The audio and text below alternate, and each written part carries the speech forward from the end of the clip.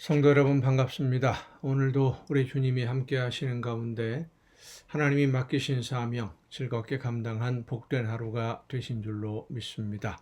이 시간 우리가 이 가정 예배를 통해서 함께 은혜를 나눌 본문 말씀 요한복음 12장 1절부터 8절까지에 있는 말씀입니다.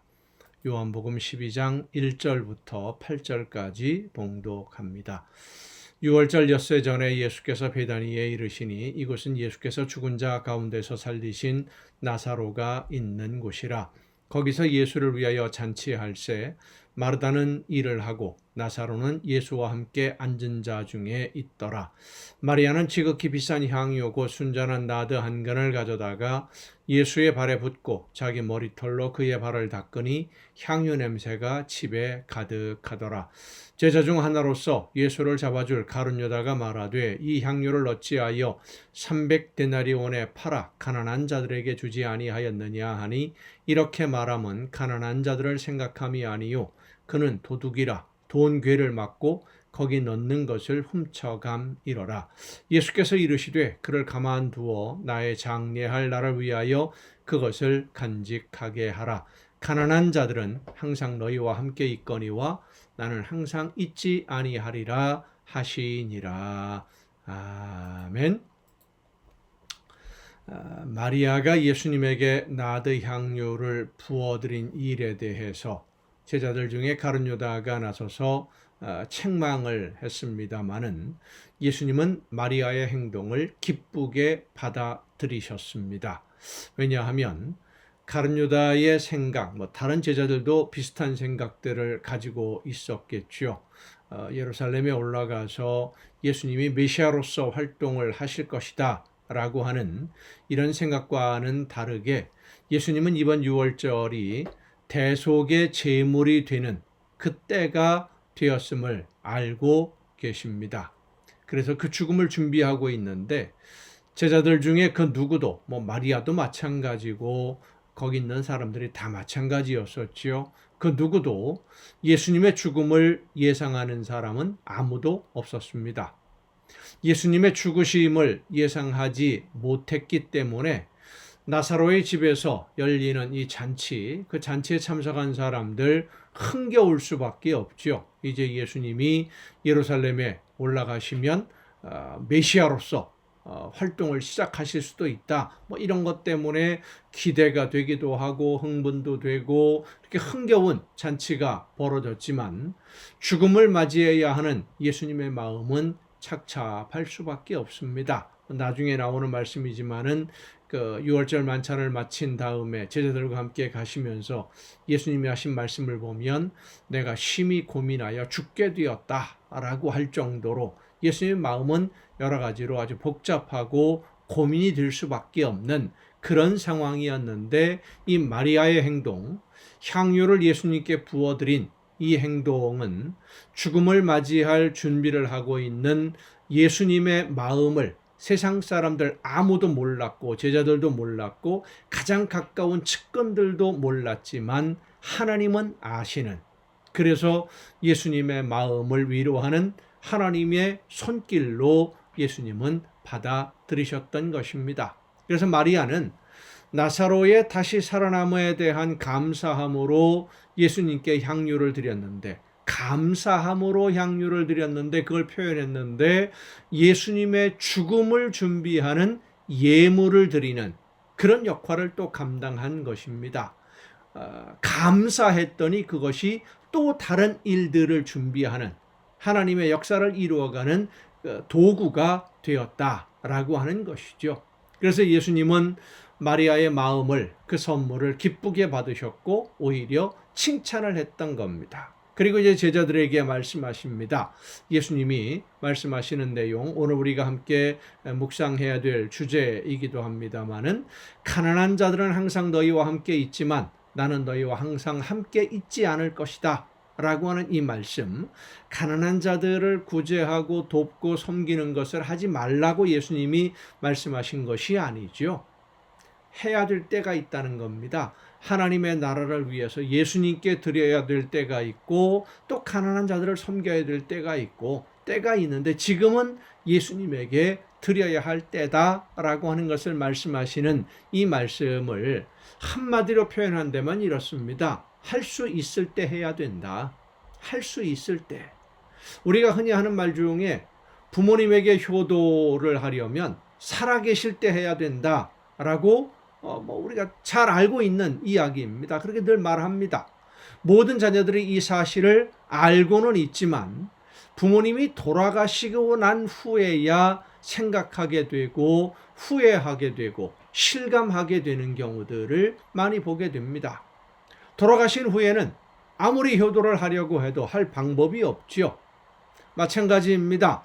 하나님이 성령의 감동을 통해서 우리에게 주시는 감동을 따라 순종하는 것은 그 순종의 시기와 방법을 내가 정하는 것이 아니라 하나님이 말씀하시는 대로 따라야 된다. 그것이 순종이라는 것을 우리는 잊지 말아야 됩니다.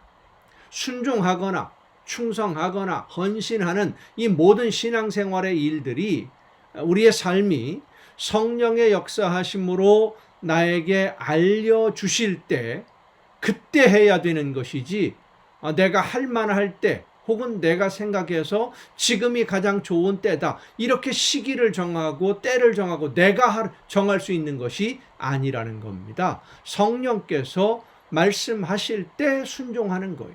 감동을 주실 때 그때 하는 거예요. 하나님의 나라를 위해서 일할 때 성령의 역사하심에 순종하는 것도 때가 있다는 겁니다. 우리가 잊지 말아야 되는 것은 하나님의 말씀과 성령의 감동하심에 순종하는 것은 그 시기와 방법을 하나님이 정하시는 대로 내가 따라가는 것이지 내 생각이나 내 판단으로 때를 정하고 시기를 정하고 방법을 정하고 바꾸고 이게 아니라는 것입니다.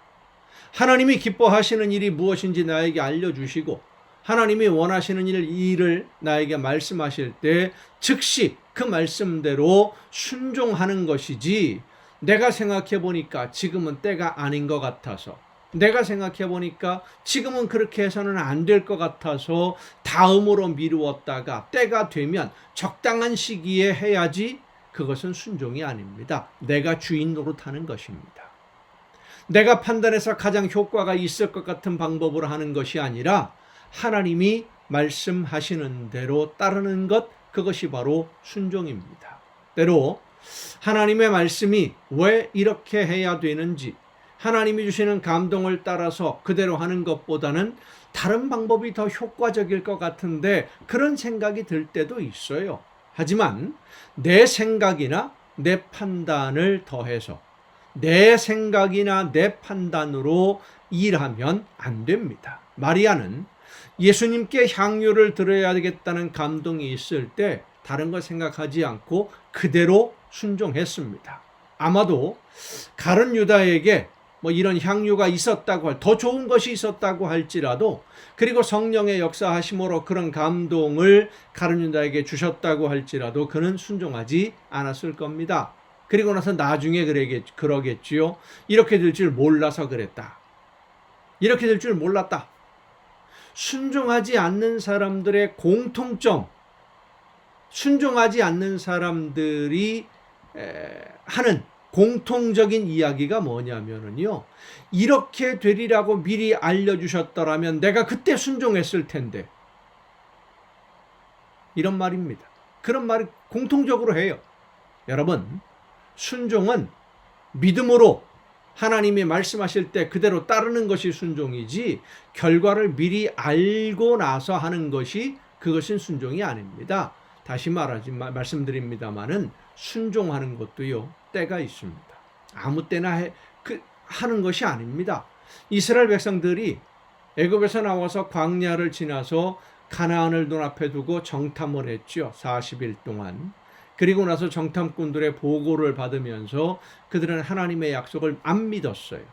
하나님의 약속을 믿지 못하니까 불평했지요. 원망했지요.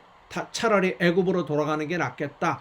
이런 말들이 백성들 사이에서 오고 갈 때에 가나안 땅을 정탐했던 사람들 중에 10명이 그런 보고를 했고 두 사람 여호수아와 갈렙만 하나님의 말씀대로 순종하자라고 얘기했는데 여호수아와 갈렙을 제외한 10명이 하나님의 징계하심으로 그 자리에서 죽습니다. 어떤 방법으로 죽었는지 모르지만 이건 하나님이 이 사람들을 징계하신 것이다 라는 것이 드러날 정도로 모든 사람들이 알았어요. 그제서야 자기들이 잘못했구나 라는 것을 이스라엘 백성들이 알게 됩니다. 그리고는 하나님이 가라고 했으니까, 가나안을 정복하라고 했으니까 이제 정복하러 가겠습니다 하고 가나안을 공격하러 올라가요. 모세와 아론이 말렸습니다. 이건 또 불순종하는 것이다. 하나님이 가지 말라고 했다. 하나님이 함께 안 하신다. 근데 고집 부리고 갔다가 전쟁에 패배하고 광야로 쫓겨나게 됩니다. 도망갑니다.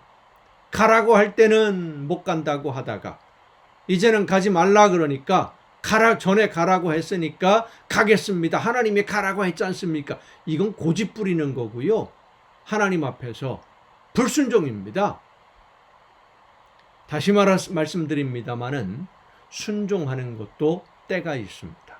성령께서 나에게 감동을 주실 때 내가 지금 해야 할 일이 무엇인지를 깨달아 알게 해주실 때 즉시 순종함으로써 하나님이 기뻐하시는 열매를 맺고 하나님에게 영광 돌리는 하나님께 기쁨을 드리는 여러분 모두가 될 수 있기를 간절히 바랍니다. 기도하시겠습니다.